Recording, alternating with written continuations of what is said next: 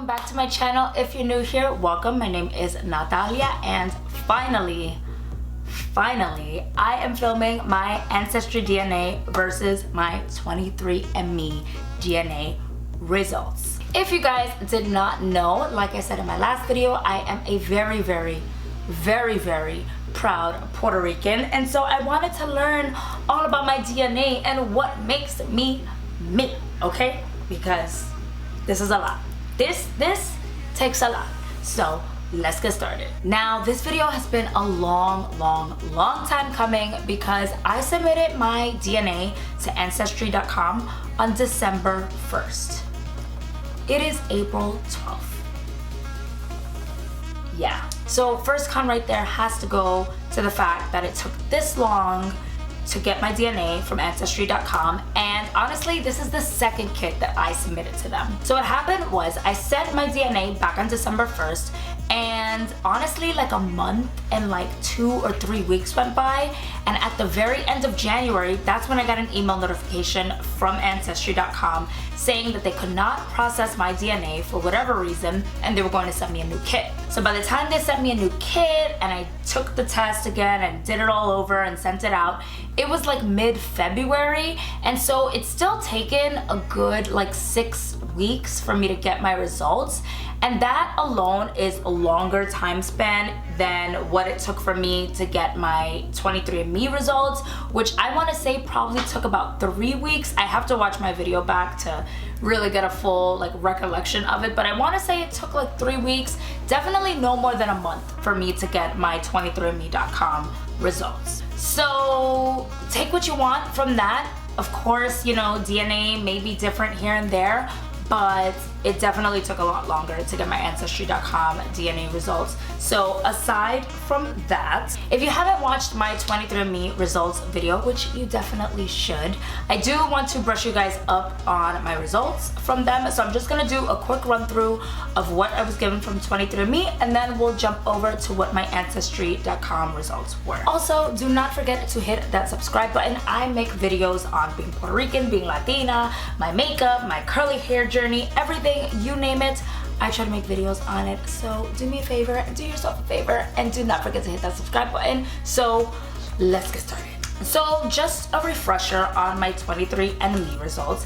It said that I was 37.5% European, which came from a mixture of Spanish and Portuguese, and then there was like a 9% portion of that 37.5% that was just broadly Southern European, which I guess was a mixture of like British, Irish, and a whole bunch of ish stuff. So, oh, also Northwestern European, which I guess is the British and Irish. Then I was 35.8% Sub-Saharan African, which was a mixture of West African, Nigerian, Senegambian, Ghanaian, Ghanaian, Liberian, Sierra Leonean, like literally a mix of everything.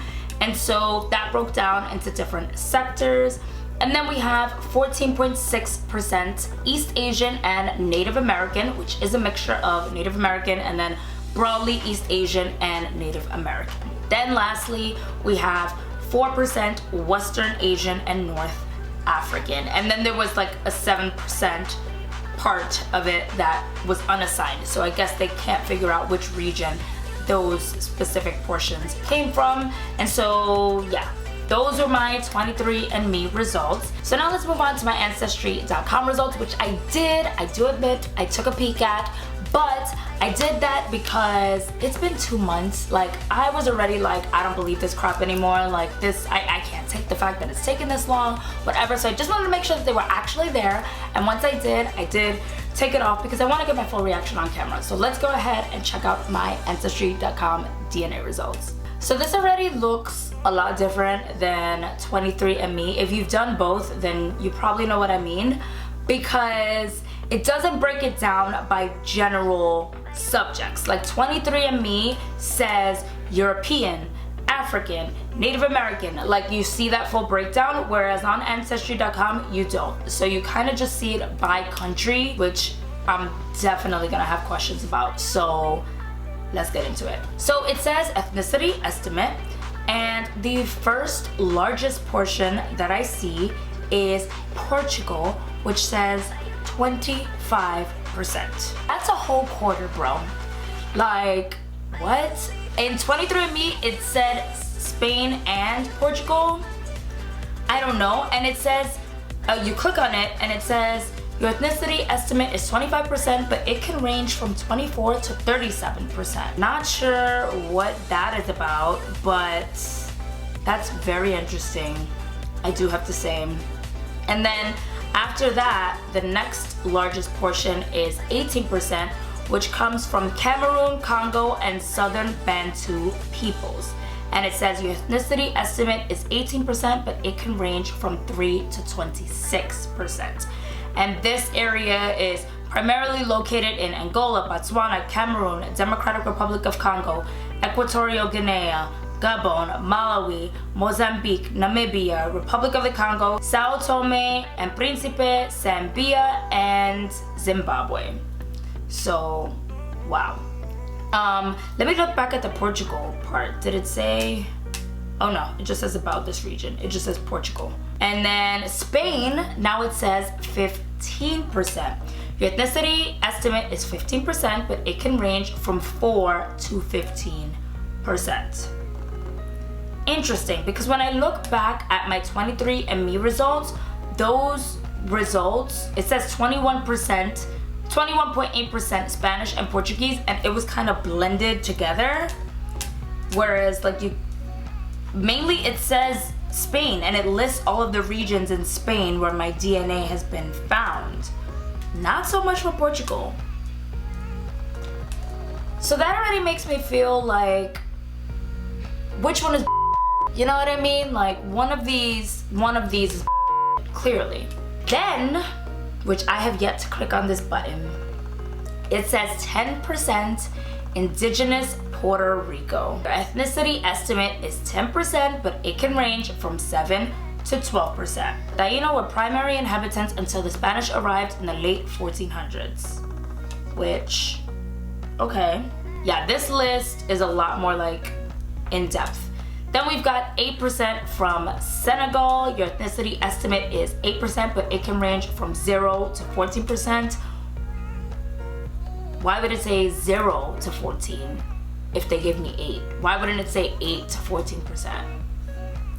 I don't know. I'm honestly like low-key skeptical about this because I don't know what to believe. Like I already feel like the results are pretty different. Like I guess Ancestry.com breaks it down a little bit more in depth by country as opposed to just gathering like similar countries or close countries together. I don't know what that's about, but let's keep going. 2% Ireland and Scotland, 2% Benin and Togo, 1% Indigenous Cuba, which I guess is also Taino native Indians, like that's the region that they were in, obviously. Then we've got 1% Italy, 1% Indigenous Americas Central. Now this says lying directly over a volcanic arc with the Pacific Ocean to the west and the Caribbean Sea to the east, our Indigenous Americas Central region has been home to a variety of peoples, including the Maya, Lenica, and people. So I guess again, just a generalization of the native Indians that lived in that region. We've got 1% Basque, 1% France, 1% Mali, 1% Indigenous Americas Mexico, 1% England, Wales, and Northwestern Europe, 1% Indigenous Americas Colombia, Venezuela, 1% Ghana, 1% Germanic Europe, and 1% Northern Africa.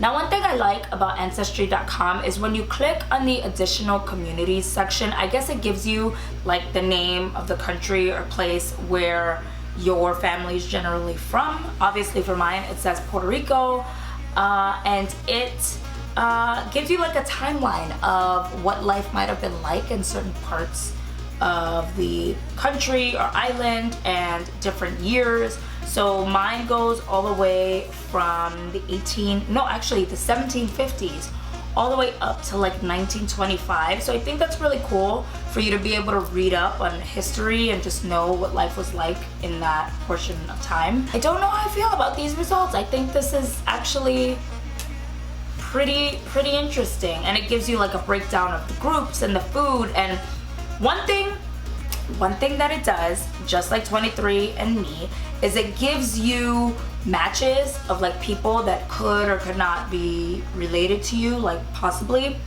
And one thing that's interesting is my mom's brother pops up, but he pops up as my first cousin, not as my uncle. And this is my mom's blood brother. And we had known that he did the Ancestry DNA test, but I just find it interesting that he shows up as my first cousin. It really makes me think about everyone else that's listed on here as a first cousin, second cousin, third cousin, whatever, and whether or not, like for the ones that I don't even know, whether or not that's their actual relation to me, because like I said, he's not my first cousin, he's my uncle. And so I don't know, I guess obviously not everything's gonna be 1000% accurate, but it's still interesting. Another cool thing that it seems like you can see is just all of the regions that were tested for your DNA. And so it breaks it down by continent: Africa, America, Asia, Europe, Pacific Islander, West Asia, which obviously aren't continents, but I guess they're just regions on here that they test separately from everywhere else for whatever reason. And it's cool to see everything like by continent or by region, what you tested positive in, or where you had an actual number and not a 0% in. So that being my Ancestry DNA, I don't know how I feel in comparison to my 23andMe DNA. I do feel like it was a bit different, but I guess that can be obvious given that it seems to break it down more by specific country and less by region or grouping certain areas together. So Ancestry just seems to be a lot more specific. So I guess if you're looking to learn like specifically where your DNA has been traced back to, Ancestry DNA is probably the one to go with. If you don't really care about all that much and you just want like a generalization, then I think 23andMe is probably the way to go. I did enjoy doing both tests, but the only thing is that Ancestry DNA took so long. Please let me know in the comments down below if it took you a significant amount of time for you to get your results, because to me, that honestly blew my mind. Like, I was like, how is this? Like, I know we're going through a whole coronavirus thing right now, but like I said, I submitted my results on December 1st and didn't hear a peep back until the end of January. And so, I don't know, before all of the jokes start about what happened with my DNA, I don't want to hear it. So that's pretty much it, guys, for my Ancestry.com versus my 23andMe results. Let me know what you guys think down below. Let me know how your results compared if you guys have taken both tests. And yeah, that's pretty much that. Thank you guys so much for watching. I'll talk to you guys next time. Bye.